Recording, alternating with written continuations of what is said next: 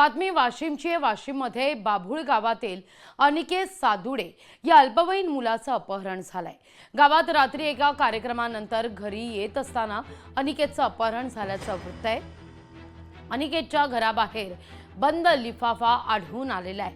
त्यात 60 लाख रुपयांची मागणी करण्यात आली आहे। त्याचबरोबर पोलिसांना माहिती देऊ नका अशी धमकी सुद्धा पत्रात आहे।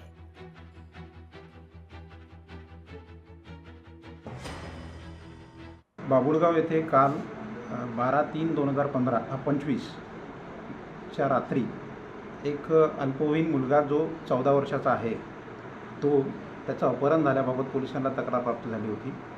त्यानुसार तात्काळ त्याची दखल घेऊन फिर्याद दाखल करण्यात आली। 140(2) BNS नुसार गुन्हा दाखल करण्यात आला आणि एकूण 9 पथके गठीत करून त्यांना आरोपी शोधकामी रवाना करण्यात आले। पीडिताच्या शोधकामी रवाना करण्यात आलेले आहे आणि तांत्रिकदृष्ट्या गोपनीय बातमीदार आणि सर्व प्रकारे त्याचा शोध घेण्याचा प्रयत्न चालू आहे। माझा मुलगा अनिकेत संध्याकाळी 8:30 वाजता जेवण करून गेला।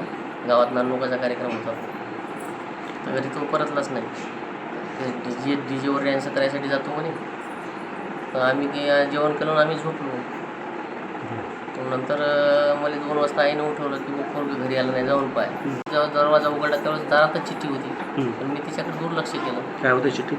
तर त्या चिठ्ठीत असं लिहिलं होतं की बुवा तू 60 लाख रुपये घेऊन ये, तो पोरगा आमच्या ताब्यात आहे, तू पोलिसाला कळवू नको। असं मी 2-4 वाक्य वाचले, तेवढं काही वाचलं नाही। किती पानाचं पत्र होतं? 5 पानाचं पत्र होतं। हिंदीत होतं, मराठीत? हिंदीत लिफाफ्यात पॅकेट करून पाठवत होतं। लोकशाही मराठी ऐका, पहा, जागरूक रहा।